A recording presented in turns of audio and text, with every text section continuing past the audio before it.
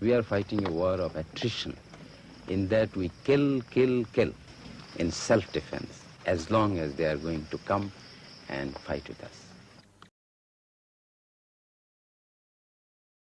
The only fear is, suppose they come at least 2,000 yards height and they drop somebody here. Let them drop. But if they drop, now I'm having 1 mg. Let them. So this mg will take. Let them drop. They will get lost in this area. Yeah. The Pakistan government dismissed the guerrillas as a bunch of miscreants and the war as a border skirmish. I was surprised to find a highly organized resistance led by officers with impressive military records. Here Major Khalid briefs Sub-Sector Commander Captain Salik Chaudhry, who before he defected was a staff captain in headquarters Dhaka.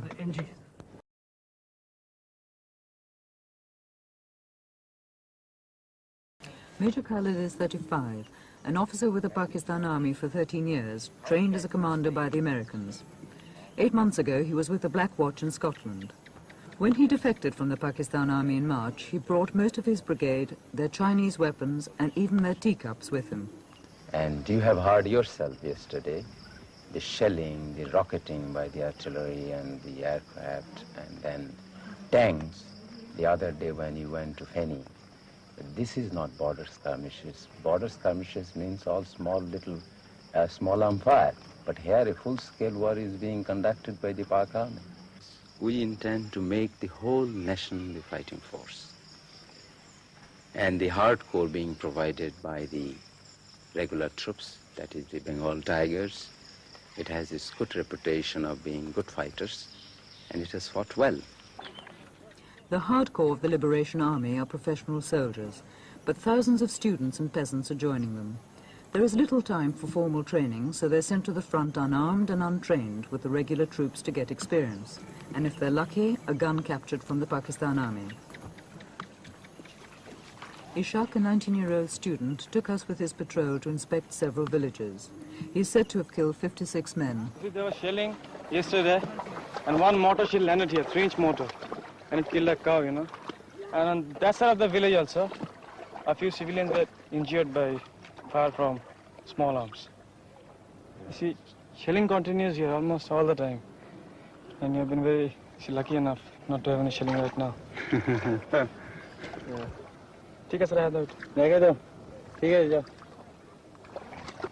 The guerrillas' lack of arms and ammunition is compensated by their passion for an independent Bangladesh, and their hatred of the West Pakistanis is constantly renewed by the stories that the refugees tell them. I wish I could take you inside. All the cantonments in Bangladesh are nothing but concentration camps. These hundreds and thousands of girls are kept there as prisoners. They are tortured, they are raped, they are dishonored, and after that they are killing them. You see, all the dead bodies are floating in the rivers. But this is surely several months ago, not now. It is going on still now. 2 of my sons I lost there, and my houses has been looted, and my other articles also looted. Everything lost there. Then I found that my life also insecure. But did your son do anything to the military? Nothing, did nothing. Then why did they shoot them? Their habit is this. Their habit is this. They are murdering. Also they are murdering.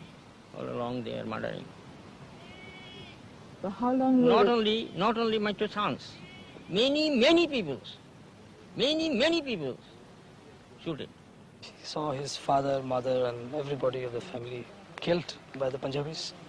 And of course his sister, who was about to get married, was kidnapped by the Punjabis and has been taken away.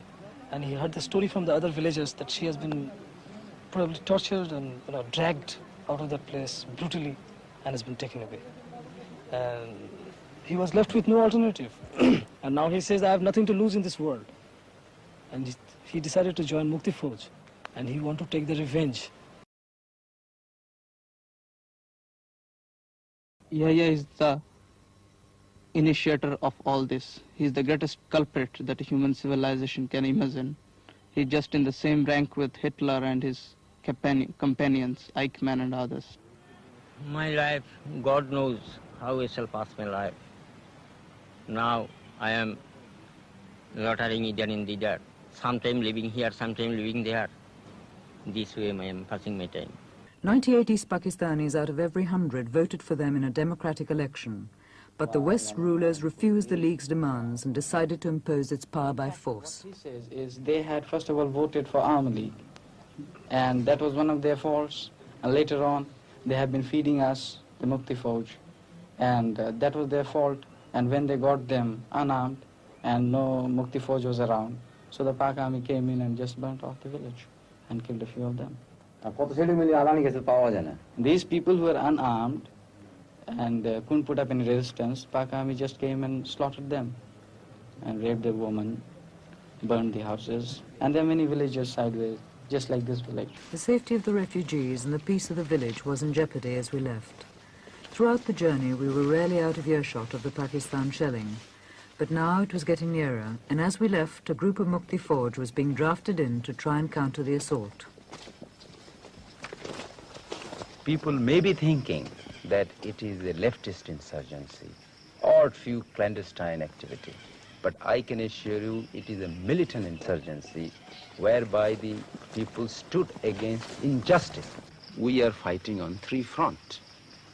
That is political, economic, and military. All these three fights will go simultaneously. Politically, so far, as you have seen, that Yahya regime could not, and I am sure will not, be able to form a government.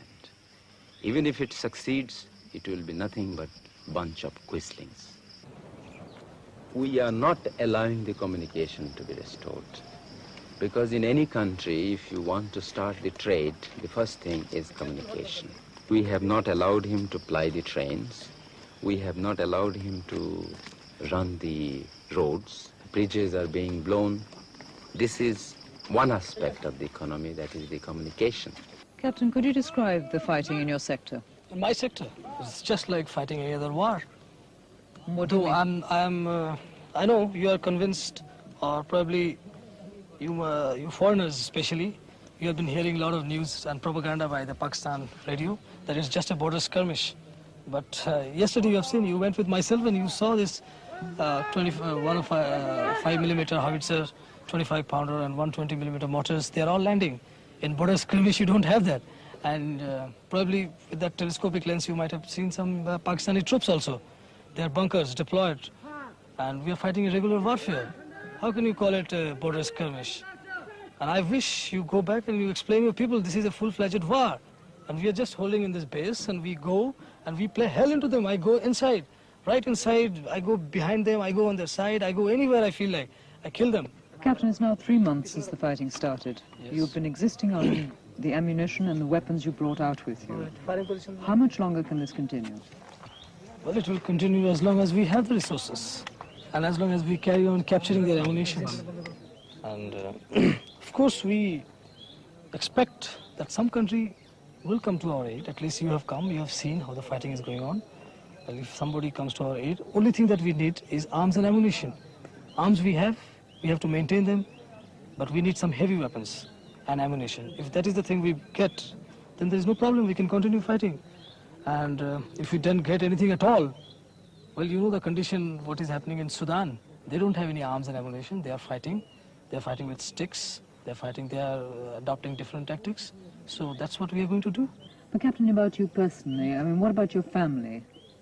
But my family, in fact, I don't know what is happening to them. I have given up because I have seen the fate of other families. When an officer has deserted and joined this Mukti Fauj, what happened to their families? They were all captured as prisoners and kept in the cantonment, and I don't know what has been done.